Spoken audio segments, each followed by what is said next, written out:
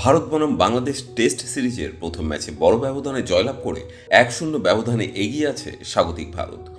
যদিও সিরিজ শুরুর আগে বাংলাদেশের কাছে থেকে কঠিন চ্যালেঞ্জ আশা করা হয়েছিল, তবে মাঠে তার প্রতিফলন দেখা যায়নি।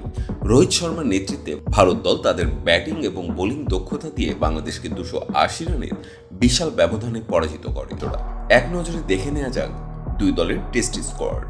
বাংলাদেশ দল: নাজমুল হোসেন শান্ত অধিনায়ক, সাদমান ইসলাম, জাকির হাসান, মামুনুল হক, মুশফিকুর রহিম, সাকিব আল হাসান, লিটন দাস, মেহেদী হাসান মিরাজ, জাকির আলী অনিক, তাসকিন আহমেদ, হাসান মাহমুদ, নাহিদ রানা, তাইজুল ইসলাম, মাহমুদুল হাসান জয়, নাইম হাসান ও খালেদ আহমেদ।